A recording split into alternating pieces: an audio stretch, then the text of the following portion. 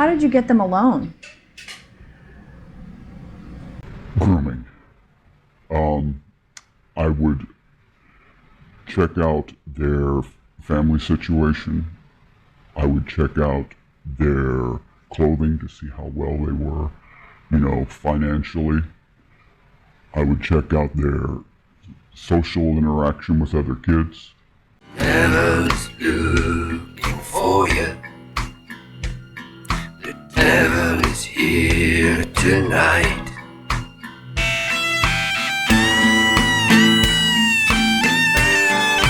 This is a heartbreaking true story about two young brothers who were groomed and stalked by a pedophile. The pedophile was able to break up the family and eventually cause the death of 3 of those family members without hardly any punishment given to the predator. This is the tragic story of Justin and Matthew Wilke. Hello, my name is Holly. Welcome to the Murder She Shed, the place we discuss rarely told true crime right from my little she shed. Make sure you smash my subscribe button in order to find me again in this big YouTube world. You know us nerds have to stick together. It's a tough world out here. Even though it is a tough world because of you, my nerd friends, we just passed 15,000 subscribers. Wouldn't have never dreamed that, but that was only because of you.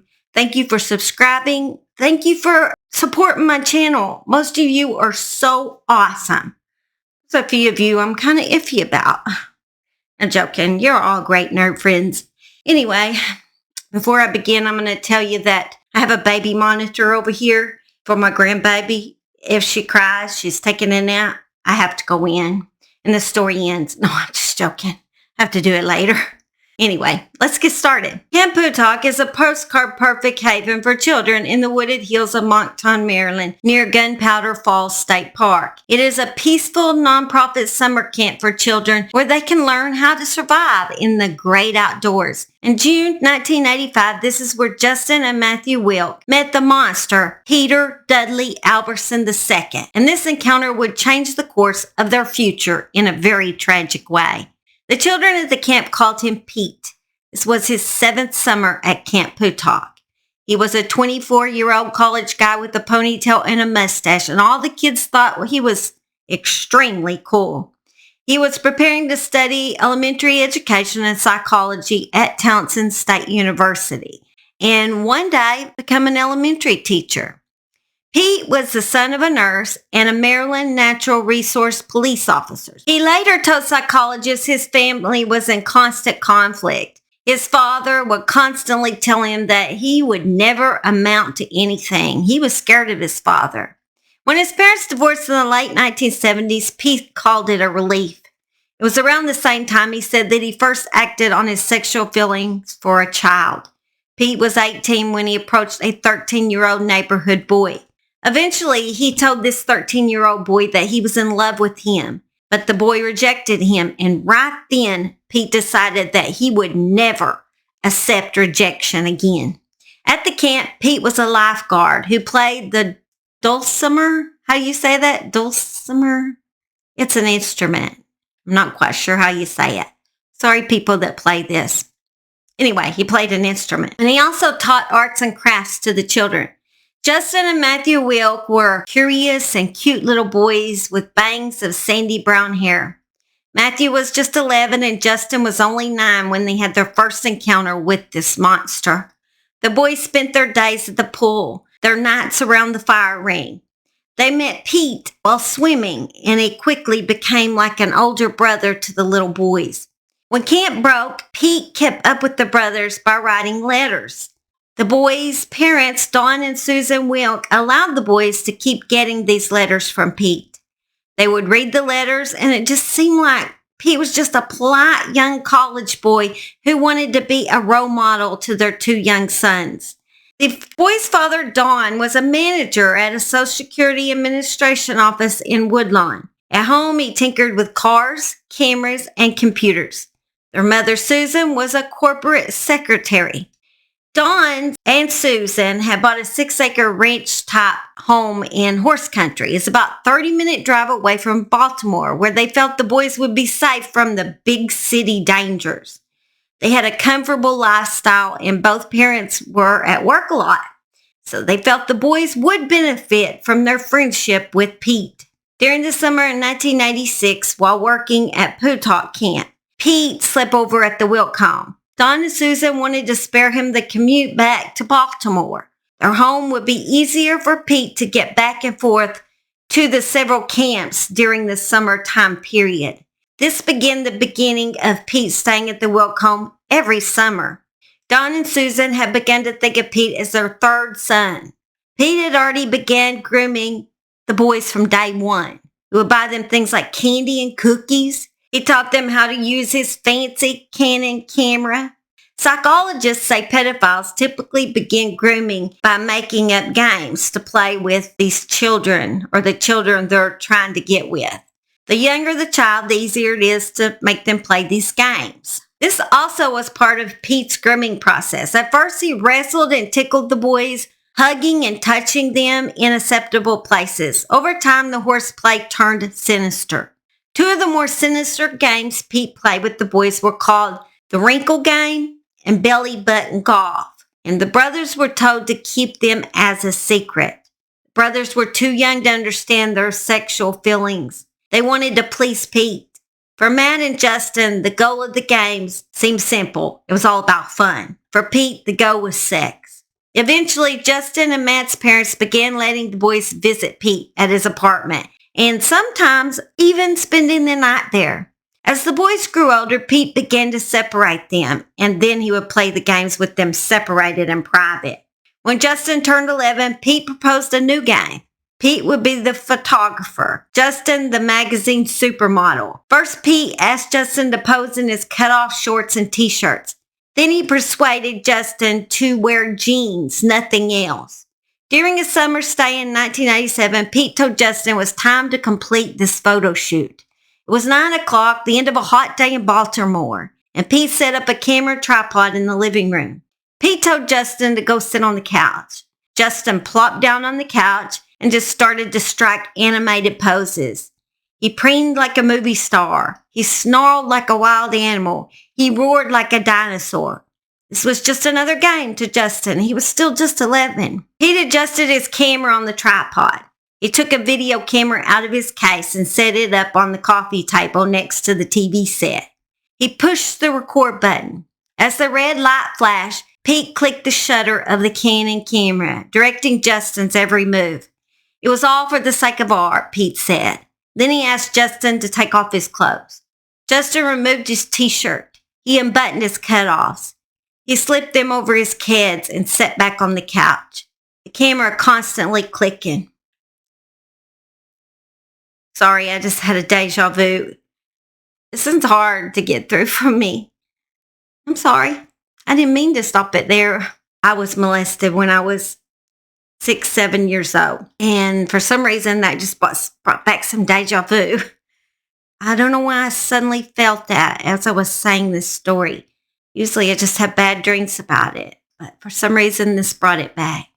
Justin would later write in a diary, I felt as if I weren't even there, as if I was watching a movie. I didn't feel as if this was a game anymore. This did not feel like art. I sat there frozen on the couch with Pete staring and staring. Did not look up, but I could feel his eyes dancing up and down my body. He wrote, I felt like crying. He wrote, Pete told me to take my underwear off slowly. Justin slid off of his underwear, kicking it aside with his kids. He sat back on the couch, exposed. Tried to look away. Then Pete touched him. Justin continued to write, I remember that day. I remember confusion. I remember emptiness and the sickening feeling of helplessness. Yeah, me too. I can feel the blackness of being his photo sex model 11 and his best friend in the meantime. I can still remember thinking, how in the hell can those two mix? When it was over, Pete treated Justin to hot dogs and burritos, two of Justin's favorite foods, as if that fixed everything.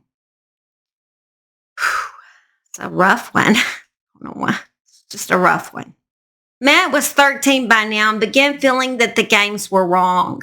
During the games, Matt began to squirm. He stood up. He walked away. He was afraid to tell his parents, and he couldn't say no to Pete until one day in 1988 when he wrote him a letter. Matt wrote, "Hey, Pete, I've been doing a lot of thinking. I've decided to stop coming over your house. I saw a TV show on child and that's what started me thinking." Pete wrote back explaining his thoughts, like the true monster he was. "I've never tried to hide either my feelings or my attraction to you.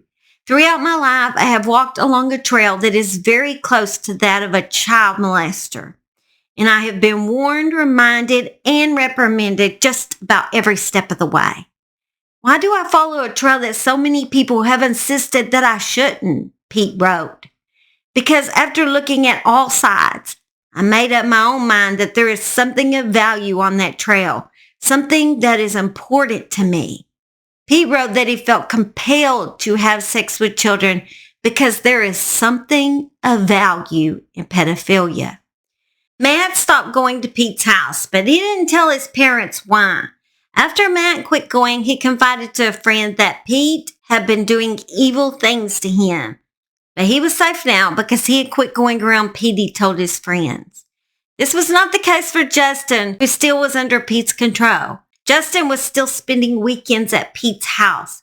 Matt wanted to help his brother, but said he just didn't know how. Justin continued to be raped by this monster every weekend, and Pete began telling Justin that he was in love with him. With his degree from Towson State University, Pete embarked on his career. He had spent years placing himself in position of trust with kids in Baltimore, teaching troubled boys and girls at the nonprofit Children's Guild, substituting at Medfield Heights Elementary School. Now he was off to England to teach fourth graders at the Paramount School in London. While Pete was away, Matt decided to tell his mother. On June 16, 1990, after Pete had returned from London, Susan confronted Pete. Pete confessed. He said he had touched Matt. He said he had fondled Justin. Then he told Susan he was in love with Justin. Susan told Peter to never contact her sons again. But Pete didn't stay away from Justin. On August 16, 1990, Susan turned him in. A week later, a Baltimore grand jury indicted Pete for essaying Justin and touching Matt. Convicted of those charges, Pete could have been sent to prison for years, but prosecutors plea bargained the case, dropping all but one count, a third-degree sex offense for abusing Justin. The judge gave Pete a 3-year suspended prison sentence and 5 years probation. He ordered him to see a psychologist and to stay away from children, including Matt and Justin. But he did not stay away from Justin. He continued to stalk him. Don and Susan took their sons to counseling sessions, but after 6 visits, the family called it quits. The brothers weren't comfortable talking about Pete, and neither were their parents. After the sessions, Don and Susan decided to keep the abuse secret. I mean, we were talking about in the 90s where an abuse was not talked about that much. In fact, Susan was so uncomfortable with the whole situation, she cheated on her husband with another man and just took off one day and left her whole family behind. Matt was 16, a junior at high school, when he volunteered in 1991 at St. Vincent's Center for Abused and Neglected Children. Matt was hard to miss, wearing his hair long and his ball cap backwards. He was a poet who read Shakespeare and Lewis Carroll. He rarely left home without his camera. His favorite subject, children. He turned the images into greeting cards for his friends and signed them with peace symbols. For nearly 20 years, the Reverend Ray Chase, a Catholic priest, has supervised the Special Friend Program at St. Vincent's, which pairs high school students with children at the center. Matt befriended a boy who later would be diagnosed with brain cancer. He watched over him like a big brother, the way he wished he had done with his own brother, Justin. Matthew realized he could no longer pursue photography and take pictures of children because he was scared people would think that he was a predator just like Pete. Matt couldn't shake his guilt over the abuse of his brother. When Matt was a senior in 1992, he turned the barrel of a family rifle on himself and pulled the trigger. Without a pen, the rifle wouldn't fire, but even though Matt started attending a college, his depression followed him. He had failed. but his depression lingered, and it only grew worse over time. In 1993, Justin followed Matt to St. Vincent's. He was a senior at high school, a 17-year-old Renaissance kid who liked the Beastie Boys and Beethoven. He helped his father restore pipe organs that they salvaged from theaters. He transformed his red Volkswagen GTI into a high-performance speedster. His paintings were the pride of his art class. At St. Vincent's, Father Ray proposed an art project to Justin, a way to help people understand the psychological trauma of sexual abuse and educate them about pedophiles. The project became his passion. Justin penned poems and stories. He began to sketch and paint. Piece by piece, he stitched the words and artwork together, slowly revealing the landscape of two deeply troubled lives and a disturbing portrait of the man who had betrayed them. You know, I like painting too. Artwork is a passion for me. So I understand how this can be very healing for a person. And for Justin, this was a very healing thing for him to do. Justin didn't tell his family that Pete was still stalking him and writing him letters. That same year that Justin had started art to ease his pain, Matt tried to kill himself again. Matt broke into a neighbor's house and stole a rifle, making sure the firing pin was set. He slashed his wrist before aiming the rifle at his belly. The gun fired, but the bullet passed through him, missing his vital organs. He was taken to St. Joseph's Hospital. Matt went home 10 days later with the prescription for the antidepressant Prozac. The stalking continued for Justin. One day in 1994, Justin and his girlfriend Alba went to Townsend Town Center. They spotted a man wearing a trench coat and a black hat on the escalator. Justin told his girlfriend, "I'll be right back." Alba watched as Justin caught up to the man. The two spoke, and the man removed his hat, showing Justin something he had sewn inside of this hat. When Alba approached, the man walked away. That night, Justin told her that Pete had been molesting him since he was little. He said that Pete was obsessed with him. He said Pete had put his name inside that hat. After Justin's senior graduation in 1994, he went to a party with his girlfriend. When Justin got home, the phone rang. It was Pete. He said he had attended the ceremony and had saw Justin there. Justin became scared and paranoid that Pete was following him everywhere he went. Then the envelopes started to arrive at Justin's house, each one containing a letter from the alphabet. Justin was about to turn 18. The letters were spelling happy birthday. It spelled it out each day. Then later, Justin was sent a pic of Pete wearing a vest. The letter with the pic said there were 2,088 safety pins stuck in the vest, which symbolized his ties to Justin. The photograph disturbed Justin and made him wonder what Pete could actually be capable of. He wondered if he could be in danger even. Not long after this, Pete mailed him a videotape with a letter. In the letter, Pete wrote that the video contained scenes of childhood that are legal in the United States. Justin couldn't play the tape, he said, that was recorded in Germany on his American VCR. The more Justin read the letter, the more convinced he became that Pete would never leave him alone. Pete wrote that he was creating symbols to honor Justin. The vest was one. The hat he showed Justin at the Townsend Mall was another. Justin knew that whatever was on that tape could possibly get Pete arrested. Justin finally went to his brother Matt and father for help. The tape was put in the VCR and was found to be child. Don hired an attorney who told him as long as Pete was in Germany, he couldn't be arrested, but he could be warned to stop writing and stay away.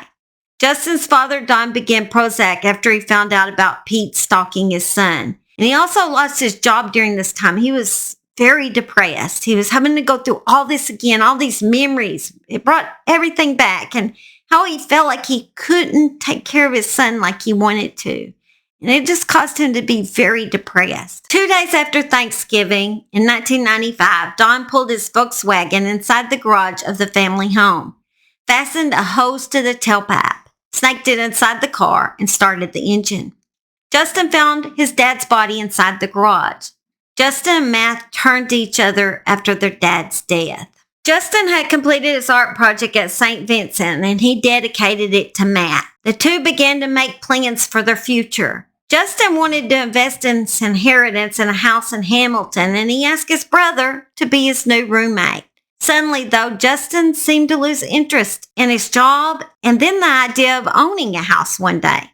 That winter, he took a ski trip with his friends. After returning, he parked his car inside the same garage that his father had died in, took his ski suit, wrapped it around the tailpipe of his car, shoved it through the hatchback, and climbed inside the car. On February 8, 1996 at 8:30 a.m., an auto worker found the car. On the dashboard was a photo of Justin at age 5. On the passenger seat was a note.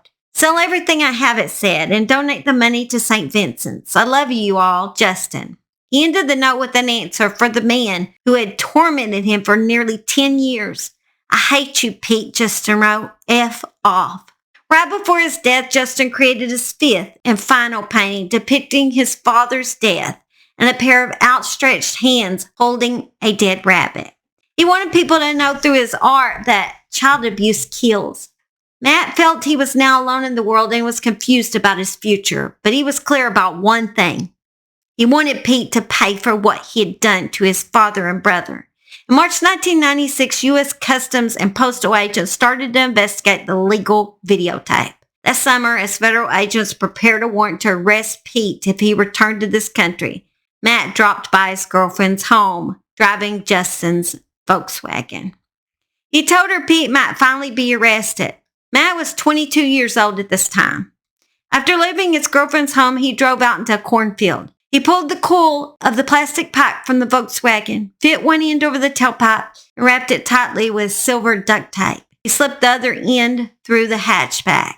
Matt got into his car. He grabbed his spiral notebook and wrote a few words before he passed away. He wrote, I do not want to spend another fall or winter without my dad or my brother. I have no one to go home to. I have no one to come home to. Matt listed 4 requests. Give nothing to my mother. Sell my belongings to benefit Jay's expedition, Justin's expedition, his art, Keep my ashes with my brothers and fathers. Finally, please forgive me. A few days later, a farmer found Matt's body. 11 days later, a warrant was issued for the arrest of Peter Dudley Albertson II. He fled Germany for Copenhagen, Denmark, where he tried to take his life by plunging a knife into his chest. He was arrested 4 months later, the day after Christmas, while visiting his mother in Baltimore. He dared come back home.